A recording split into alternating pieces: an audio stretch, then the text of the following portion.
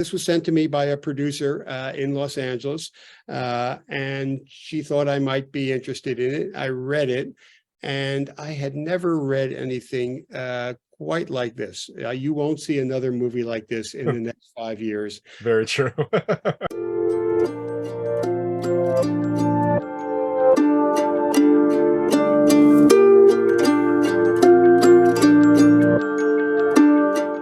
Hey everyone, it's David Stark from Watch Your Past, and I'm joined by Marc Turtletaub, the director of Jules, which is coming to theaters on August 11th, 2023. I'm going to talk to him right now, and while you're watching, if you can like and subscribe to this channel, that would be fantastic. I'll spend a lot. Thank you. All right, so thanks so much for joining me. Today I've got Marc Turtletaub, the director of Jules, which comes to theaters on August 11th, 2023. It is a whimsical, like, indie drama that has a sci-fi element. I kind of describe it as a drama about aging and life and companionship, with this alien kind of thrown in to help jumpstart that conversation. It is a lovely film. I'm very excited to talk to you, so thanks so much for joining me. Oh, thank you so much, David. Of course. So, first question, how did you find this movie? Like, how did this come across your desk? So I read a lot, like most directors. I read a lot, and people send me material. And this was sent to me by a producer in Los Angeles, and she thought I might be interested in it. I read it, and I had never read anything quite like this. You won't see another movie like this in the next 5 years. Very true.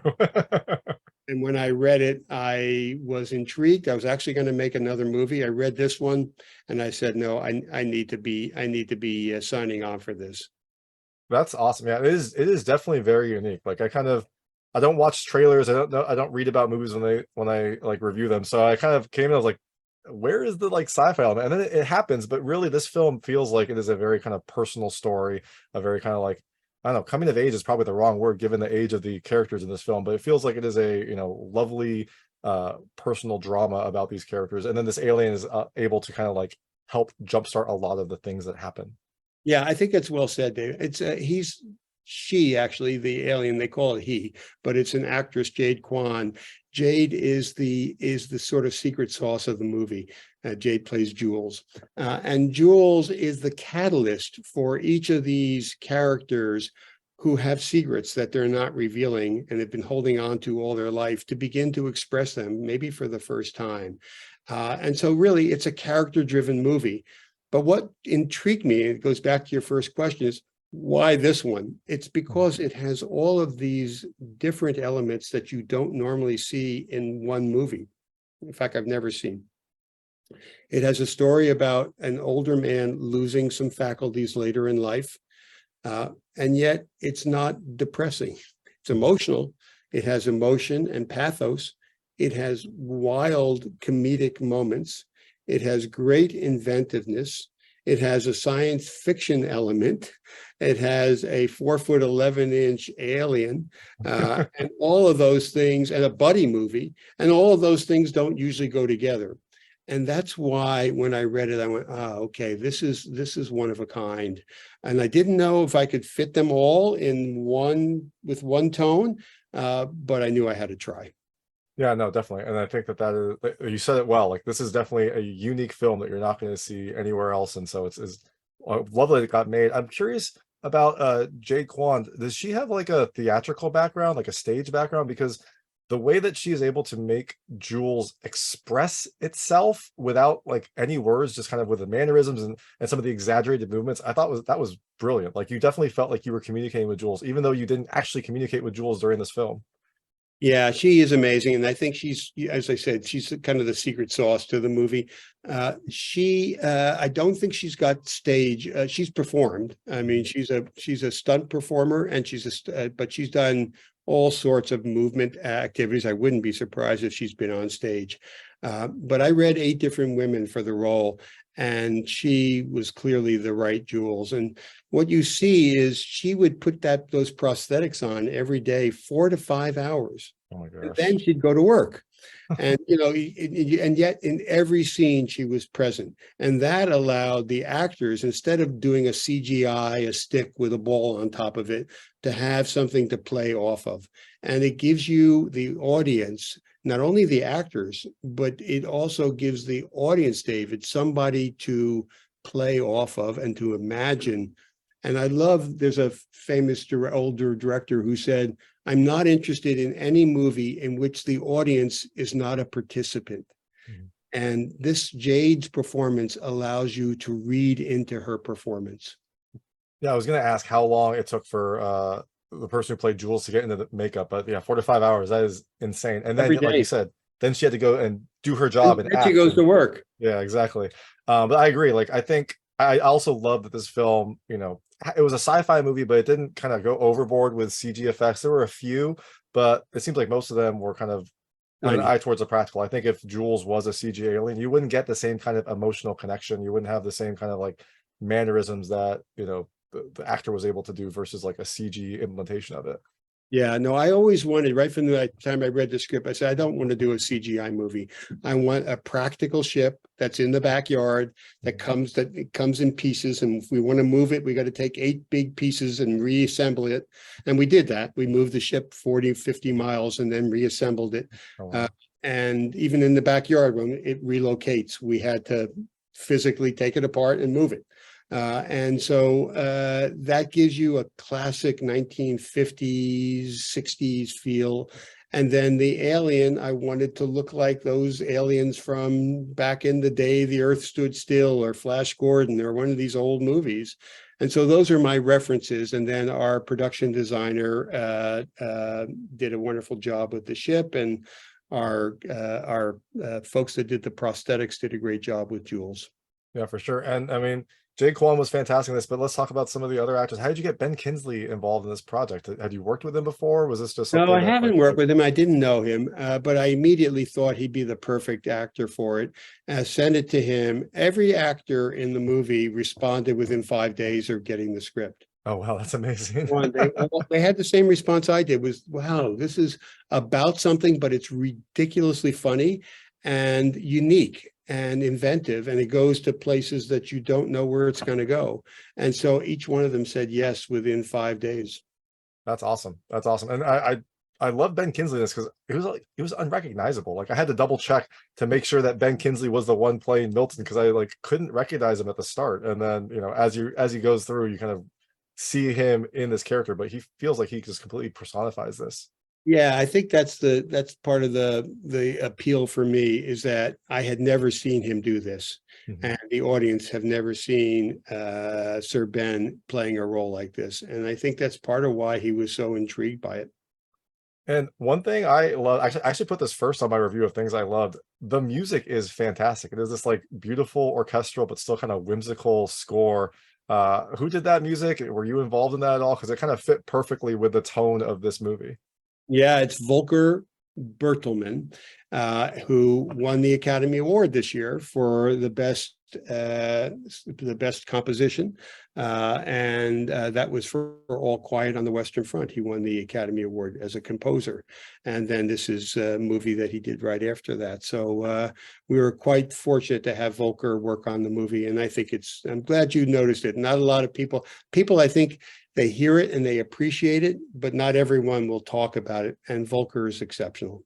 Yeah, no, really good timing on your part, right? Like, that's a great person to hire for your film. Once someone who's about to win an Academy Award, that's really good insight on your part. Oh, I wish I could say it was inside. I just knew how talented he was. Yeah, and I love indie films that have really good music. I feel like it like ups the quality of the film. Like, I know indie movies have big budget restraints, and so to have really good music kind of like gives it an extra set of polish, I think, to make it seem like a better, like, not a better film, but like a higher budget film than it actually has. Yeah, when you're making these small movies like Jules that you hope will reach a wide audience, the people that sign on are so critical, and the reason they sign on is because they love the material. And so somebody like Volker, or somebody like Sir Ben Kingsley, or Jane Curtin, or Harriet Harris, they're in it for the right reason. And Volker is just one of those people. Yeah, that's awesome to hear. And I know the indie movies are a kind of a labor of love, so it definitely makes sense. I want to ask really quickly, this could be a little spoilery. I'll kind of put a spoiler tag here, but I guess we could talk about it vaguely. Was the ending always the way that it ended, or were there other options that you explored before you kind of arrived at the way that this film ended? Yeah, it's a great question. I did a Q&A at a screening last night in New York, and they asked that question again. And the answer is no. I considered 3 or 4 different endings, but I was looking for something, David, that was consistent with the rest of the movie. And that is, I wanted it to be more emotional, which it is. It's more emotional than the rest of the movie, but I also wanted it to be hopeful. And so at the end of the day, we tried literally 3, maybe 4 different endings. And we had shot several different endings, and then we constructed some different endings in the editing room. But at the end of the day, this was the one that felt like it would touch people's hearts and make them smile at the end. And, that's sort of the perfect storm. If you can find something that will make people feel and laugh, then, you've got the right tone. Yeah, no, exactly. I think this film definitely kind of like the ending did bring up some emotions and felt consistent with some of the themes that were developed throughout. I think that there could have been other ones that would have done it, but I do like the way that this one kind of like concluded, and especially the little last scene at the end. I thought that was like a lovely touch to kind of wrap up the entire package. Yeah, thank you. Awesome. So I know we have limited time. I'm going to switch. I call it the lightning round. They're just lightweight questions about the film. I want to see how your personal experiences map to things in the film. You can feel free to skip any of them. I will not be offended, but I try to keep them very answerable. First question, and this is a pertinent one for this movie. Do you believe that there are aliens out there? Yes. All right. I don't. I can't believe that there are trillions and trillions of galaxies and not have some life form out there. Right. It seems like a big waste of space. That was the case. That's a great interpretation. Second question: have you ever seen like an alien or something unexplained up there or down here? Yeah, down here a lot. Lots of unexplained things happening around here. Right, and some of my friends, I think, but not up there. Okay, sounds good. This film is kind of about an uninvited guest. When was the last time you had an uninvited guest? That's interesting. I can think it's been a number of years. I've had people come to my house that weren't invited, but that never really concerned me. One time I had somebody come who someone brought over to try to sell me some artwork. It was we were having a gathering, and she brought this guy, and he wanted to show me his artwork, and it's like, why are you here? Yeah, you're like, I mean, maybe some other time, but definitely not right now. Do you like apples? Absolutely. Excellent. Are you a cat or a dog person? More of a dog, but I don't have any dislike for cats. Well, I can see you being a dog person given how this movie progressed. That makes perfect sense. If you could go to any planet, which planet would you go to? I don't know. Maybe Jupiter. Expansive. Yeah, that's a beautiful one. I always say Pluto because, like, even though it's not a real planet, I don't know, it has a special place in my heart. It's like the farthest one away, but it'd probably be very boring. I think Jupiter would probably be a lot more exciting to see. Yeah. Have you ever been to a city council meeting? I have. All right. And the last question is, do you have azaleas? Oh, no, I don't have any azaleas. No. Well, not anymore. You used to probably have them. And then yeah. But if you, there's always a risk that a ship will run into it if you have them. Yeah, you gotta be careful. But maybe they'd be ultimately beneficial, right? Like it could be an attractor for the. There you go.